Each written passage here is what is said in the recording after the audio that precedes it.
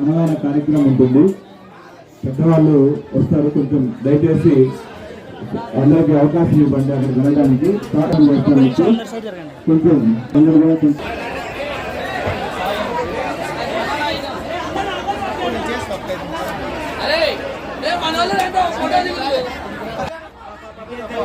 ఇష్టమైనటువంటి వ్యక్తి మనతో పాటు ఎప్పుడు కలిసి మాట్లాడతారు. ఓం నమస్కారాయ, ఓం గణేశాయ నమః. ఈ పూజా కార్యక్రమం ఇచ్చేసిన సార్కి, మా డిఎస్పీ గారికి, అదేవిధంగా గ్రామ ప్రజలందరూ కూడా మా హృదయపూర్వక నమస్కారాలు. మామూలుగా మనం ఆంధ్ర తెలంగాణ కలిసి ఉన్నప్పుడు కూడా ఎప్పుడు నంద్యాల 5 రోజులు, కర్నూలు 9 రోజులు, హైదరాబాద్ 11 రోజులు బందోబస్తు ఉండేదన్నమాట. కానీ మీరు అందరూ అప్లై చేసినప్పుడు 5 రోజులు ఉన్నారు. మళ్ళీ వచ్చి నన్ను కొన్ని ఇబ్బందులు పెట్టారు. సార్ 5 రోజులు కాదు, మళ్ళీ 9 రోజులు అన్నారు. మళ్ళీ సార్ అప్పుడు ఎస్పీ గారు 9 రోజులు అన్నాం. మళ్ళీ వాళ్ళు 9 రోజులు కష్టపడి 11 రోజులు చేస్తూ ఉన్నారు.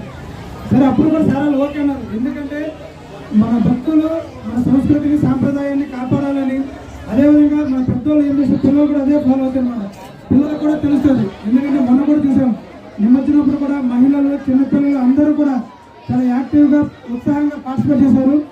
ఇప్పుడు కూడా పిల్లలకి మన సంస్కృతి, సాంప్రదాయం, మన ఆధ్యాత్మికతని నేర్పిస్తే, చిన్నప్పటి నుంచి నేర్పిస్తే వాళ్ళు పెద్ద అయ్యాక మన సంస్కృతి, సాంప్రదాయం ఏమైనా తెలుస్తుంది.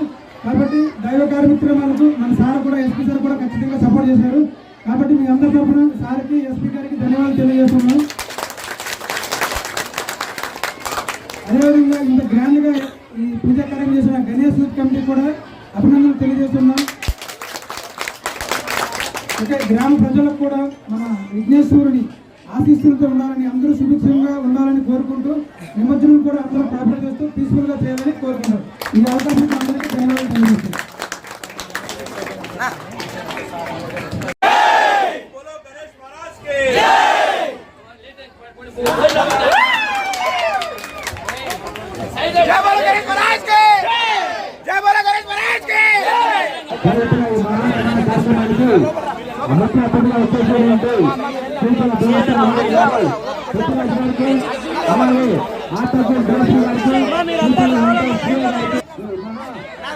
నేను బయటకు వస్తాను, నేను వస్తున్నాను.